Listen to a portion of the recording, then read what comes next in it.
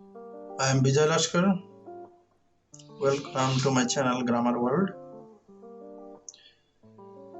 আজ এই শর্ট ভিডিওতে আমরা অনেক বড় বড় কথা বলবো, বিশ্লেষণ করব। জুনিয়র রিক্রুটমেন্ট বোর্ড বা জেআরবির যে পরীক্ষা হতে চলছে ত্রিপুরাতে, সেই অ্যাডভার্টাইজমেন্টটি নিয়ে কিছু কথা, তারপর প্রিপারেশনের জন্য কিছু টিপস,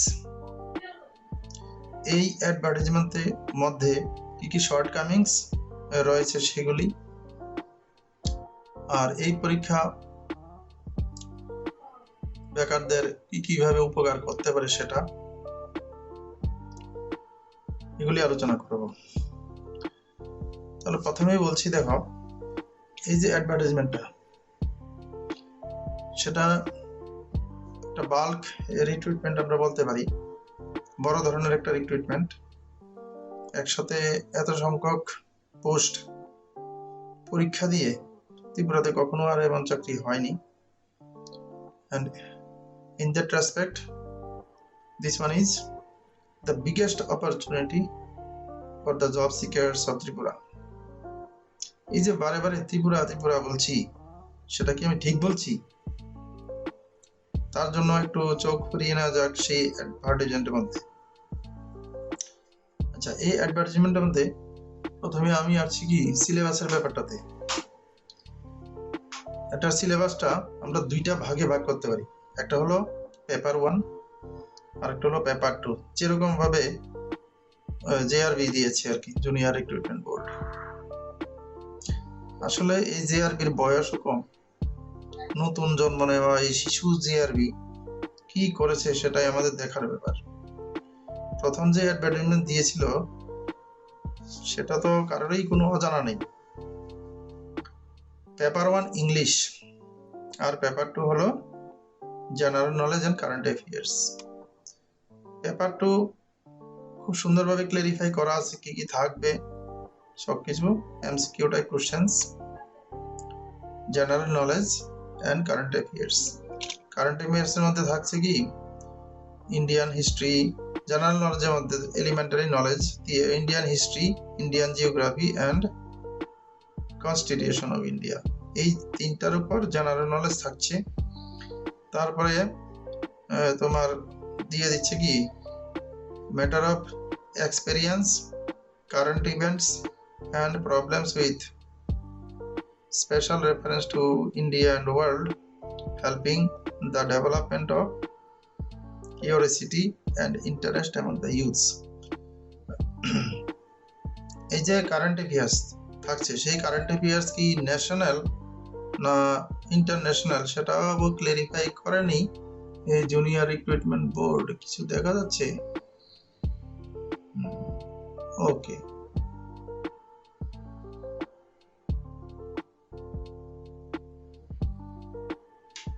আচ্ছা, পিকচারটা ব্লার হয়ে যাচ্ছে, অসুবিধা নেই, অ্যাডভার্টাইজমেন্ট সবার জানাই আছে, আমার আর দেখিয়ে কোনো লাভ নেই। তাহলে ওদের এটাকে আমি অবশ্যই শর্ট কামিংস ধরে নেব, কারণ অ্যাডভার্টাইজমেন্ট দিয়েছে, কোনো প্রপার কোনো ইঙ্গিত নেই ওরা কারেন্ট অ্যাফেয়ার্স কি ন্যাশনাল নেবে না ইন্টারন্যাশনাল নেবে না দুইটাই নেবে, এই হলো একটা। 2 নাম্বার হলো তোমার পেপার 1। পেপার 1-এর দশা তো এরকমই যে সর্বাঙ্গ ব্যথা মলম দেব কোথা। আচ্ছা, তার আগে a few words of thanks. তো কেন থ্যাঙ্কস জানাবো, কাকে জানাবো, সেটা নিয়ে আমি শুরু করি। এই যে পরীক্ষাগুলি, ক্লার্ক গ্রেড এক্সাম, তারপরে গ্রুপ ডি ক্যাটাগরি এক্সাম, এইগুলি অনেক বছর ধরে, আমি কিন্তু কারোর দিকে আঙ্গুল তুলছি না, না কোনো রাজনৈতিক দল না কোনো সরকার, এতদিন ধরে এই পরীক্ষাগুলো কিভাবে হতো সেটা সবারই জানা। Walk in interview, walk in interview কি সেটা পরিচিতি দেখে, তারপরে কালার দেখে দেখে এই চাকরিগুলি দেওয়া হতো, যার ধরনে যারা বেকার যুবক যুবতী রয়েছে তারা কেউই কি এই পরীক্ষা দেওয়ার সুযোগ পেত না। আমাদের যে চিফ মিনিস্টার, খুবই ভালো কথা, ওনার শুভবুদ্ধি এবং দূরদৃষ্টি, তার ফসল হলো কি বেকারদের জন্য বড়সড় করে পরীক্ষা নেওয়া আর বাল্ক রিক্রুটমেন্ট করা, বেশি করে রিক্রুটমেন্ট করা। আর এই জন্যই কি এই পরীক্ষা নেওয়া হচ্ছে। I am not campaigning for any government, not any party, even I am not involved with any politics. একদম স্পষ্ট করে বলে দিচ্ছি আমি রাজনীতি করি না। তথাপিও বলছি চিফ মিনিস্টার রাজনৈতিক পরিচয়ের আগে ওনার যে অ্যাডমিনিস্ট্রেটিভ পরিচয় সেটাই সামনে আসে আগে। তাই আমি ওনার এই ডিসিশনটাকে আমি স্বাগত জানাই এবং শ্রদ্ধাও জানাই। কারণ পড়াশোনা করে পরীক্ষা দিয়ে চাকরি পাবে, এর চাইতে খুশির খবর তো কিছুই নেই। এখন কথা হলো আমাদের যারা মন্ত্রী রয়েছেন আর কি, যারা রিক্রুটমেন্টের সাথে যুক্ত,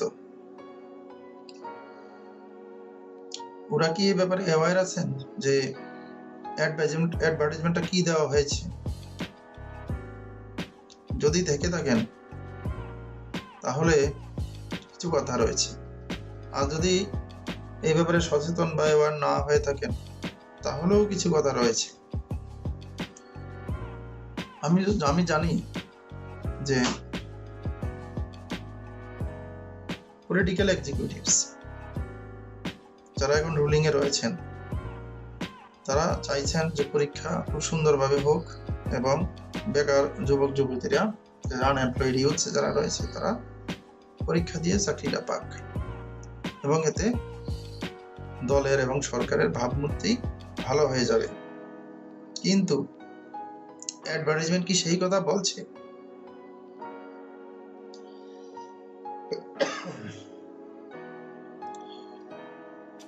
তাই এই যে অ্যাডভার্টাইজমেন্ট, সেটা নিয়ে আমি আসি।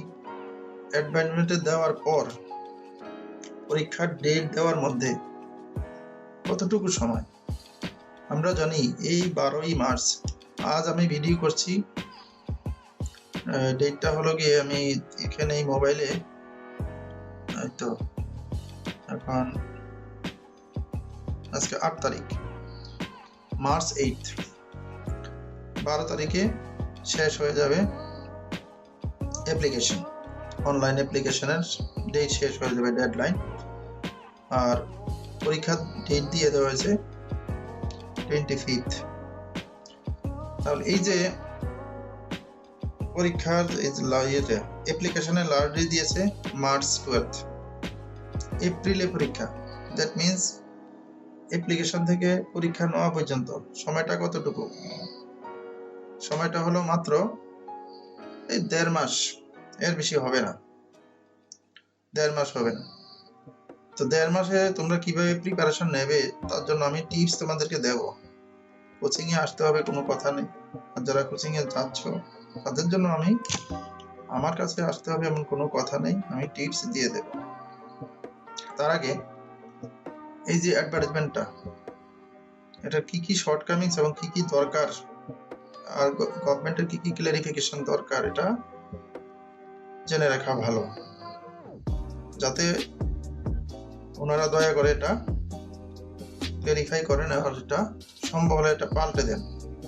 আচ্ছা, এই যে পেপার 1, এটাই যত নষ্টের গোড়া। পেপার 1-এ লেখা রয়েছে পেপার 1 ইংলিশ, এই পুরোটা ইংলিশ, 70 মার্কস এমসিকিউ। খুবই ভালো কথা, কিন্তু এটাকে আবার 2টা ভাগে ভাগ করে রাখা হয়েছে। একদম নিউ ডেসক্রিপশন অনুসারে এই 70 মার্কসকে 2টা ভাগ করে রাখা হয়েছে। একটা হলো 40 মার্কস, লেখা আছে ওএমআর এমসিকিউ টাইপ, আর এটাতে comprehension, gap filling, transformation sentences, খুব ভালো, ন্যারেশন, এডিটিং, তারপরে সাফিক্স, তারপরে এরর ফাইন্ডিং, দিস এগুলি দেওয়া আছে। খুবই ভালো, এটা কোনো ব্যাপারই নয়, খুব ফাইন। কিন্তু পরের অংশটাতে লেখা রয়েছে job oriented questions, OMR based MCQ type, job oriented question. আর এটার জন্য মার্কস দেওয়া হয়েছে কত? 30। ইংলিশের জন্য হয়েছে 40, আর জব ওরিয়েন্টেড কোশ্চেনের জন্য দেওয়া হয়েছে 30। আর জব ওরিয়েন্টেড কোশ্চেনের মধ্যে থাকছে administrative setup, fundamental knowledge on application of technology knowledge, তাহলে এটা কম্পিউটারে থাকতে পারে। তারপরে পাংচুয়ালিটি, ক্লিনলিনেস, এগুলির উপর কিছু নলেজ। আচ্ছা, এখন প্রশ্ন হলো পেপার 1 যদি ইংলিশে হয়ে থাকে, তো ইংলিশের মধ্যে জব ওরিয়েন্টেড কোশ্চেন কোত্থেকে আসলো? জব ওরিয়েন্টেড কোশ্চেন জেনারেলি ভাইভাতে জিজ্ঞেস করা হয় বা জিকেতে জিজ্ঞেস করা হয়, জেনারেল নলেজ পার্টে। তাহলে ইংলিশ পার্টের মধ্যে এটা কোত্থেকে আসলো?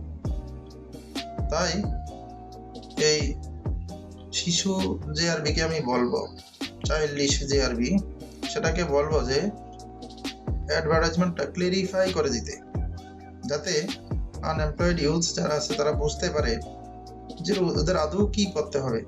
এমনিতেই তো পড়ার কোনো টাইম নেই, মাত্র 1 মাস কিছুদিন রয়েছে বাকি। তাই আমি আশা করব যে যথাসম্ভব তাড়াতাড়ি জেআরবি এটা ক্লিয়ারিফাই করবে, এই যে পেপার 1টা পুরোপুরি ইংলিশই হবে না, এটা 40 মার্কস ইংলিশ হবে আর 40 মার্কস আর 30 মার্কস জব ওরিয়েন্টেড হবে। আর যদি 40-30 এই নর্মস ওরা ঠিক রাখতে চায়, তাহলে এই যে পেপার 1 ইংলিশ এই কথাটা ওদের মুছে দেওয়া ভালো। এই হলো গিয়ে সিলেবাস সংক্রান্ত জেআরবির যে ঘোষণা, আর এখন জেআরবির যে কর্তব্য সেটা। 2 নাম্বার হলো ফর্মটা ফিল আপ করার সময় আমি দেখেছি knowledge of language. Knowledge of ল্যাঙ্গুয়েজের মধ্যে ফ্রি চয়েস। আমার যদি একটা ভাষা জানা থাকে English, I can mention it. আমার যদি 3টা ভাষা জানা থাকে, that is what also I can mention.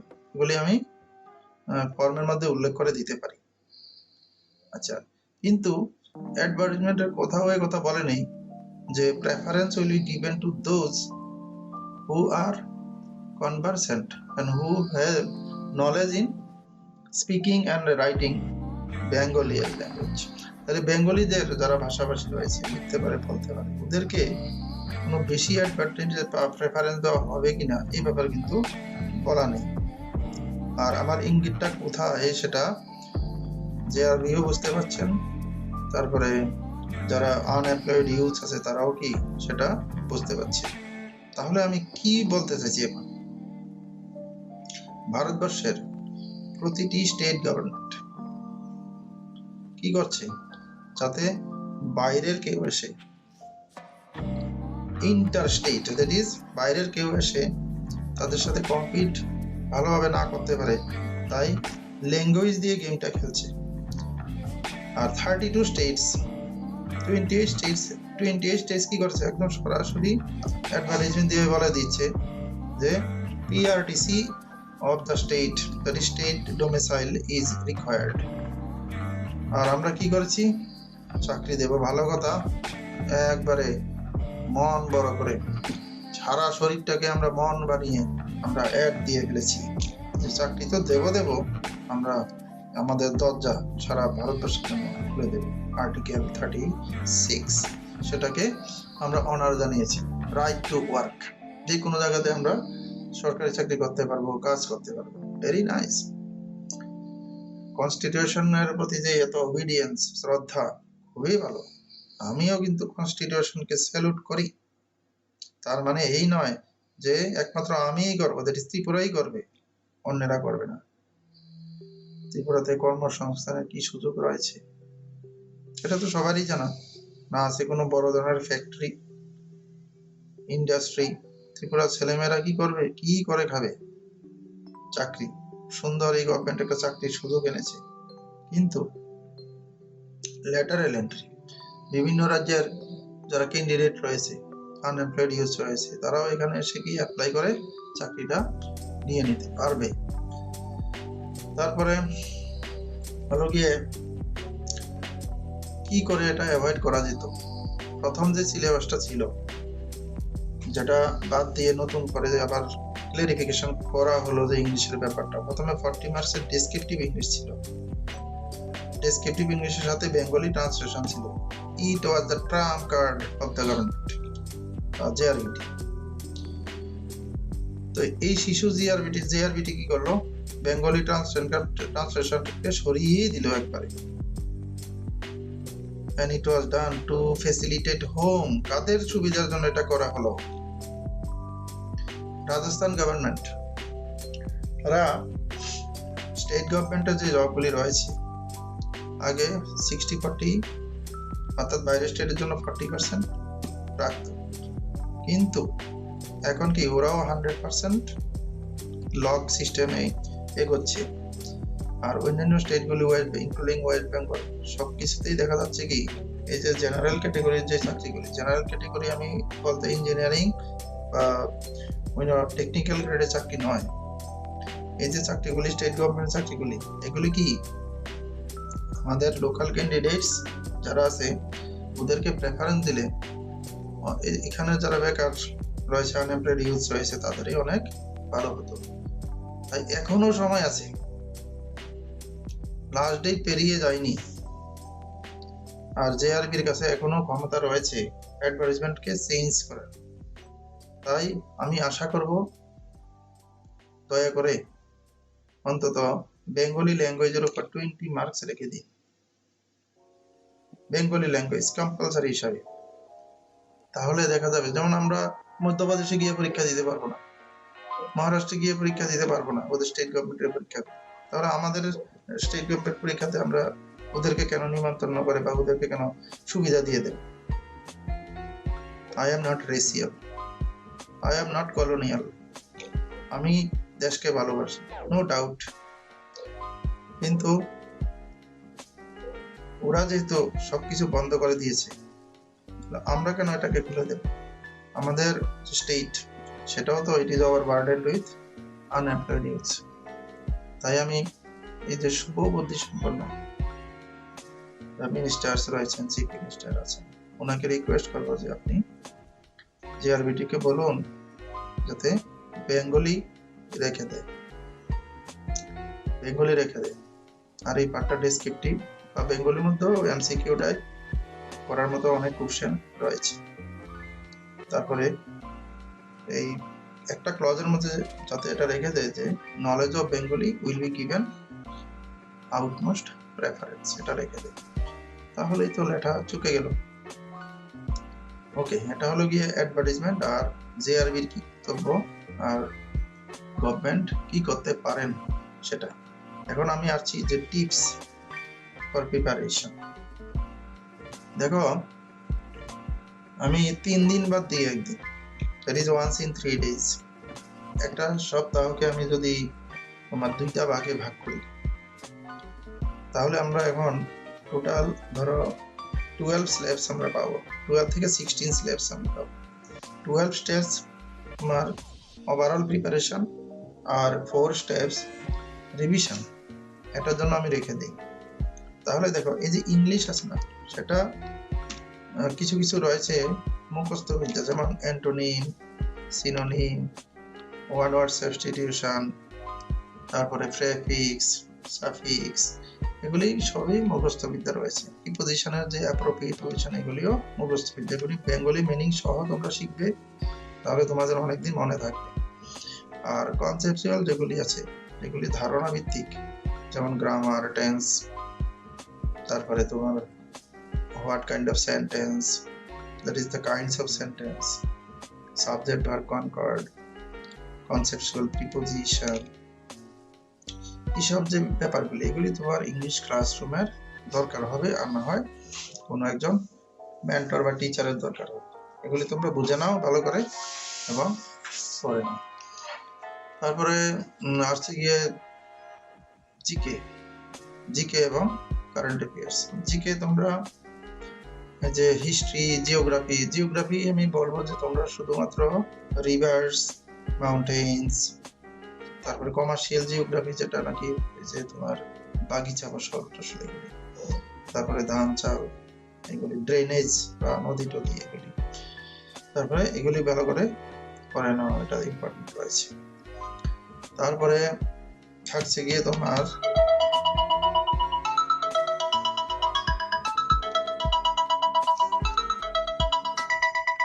এগুলি থাকছে। তারপর হিস্ট্রির মধ্যে তোমরা মডার্ন হিস্ট্রিটাই পড়বে, দরকার নেই মডার্ন হিস্ট্রি, মেডিয়েভাল আর এনশিয়েন্ট হিস্ট্রি অফ ইন্ডিয়া এটার কোনো দরকার পড়বে না। আর রয়েছে কি পলিটি তো বিশাল ব্যাপার। এখন পলিটির উপর তোমরা কালেকশন করে নেবে ইম্পর্টেন্ট কিছু প্রশ্ন। এখন আমি ভাবছি যে টাইমটা রয়েছে আর কি, যারা রিভিশন দিচ্ছ তাদের তো কোনো কথাই নেই, যারা নতুন করে পরীক্ষা দিচ্ছ তারা কিন্তু এই সময়টাকে ভালো করে কাজে লাগাতে পারো।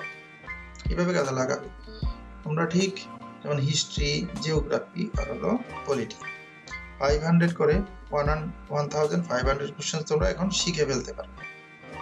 তারপর ত্রিপুরা নর্থ ইস্টের উপর তোমরা আরো ধরো 500 কোশ্চেন শিখে ফেলতে পারো, that is 2000 questions on GK. আর কারেন্ট অ্যাফেয়ার্স আছে না, এটা পত্রিকা পড়ার মতো 2বার করে প্রত্যেকটা মাসের কারেন্ট অ্যাফেয়ার্স তোমরা পড়ে নেবে। আর যত পারো কারেন্ট অ্যাফেয়ার্সটা পড়ো, কারণ বেশিরভাগ কোশ্চেন কিন্তু কারেন্ট অ্যাফেয়ার্স থেকে আসতে চলছে, এটা ভালো করে পড়ে না। আশা করি তোমাদের অনেক হেল্পফুল হবে এটা কথাগুলো।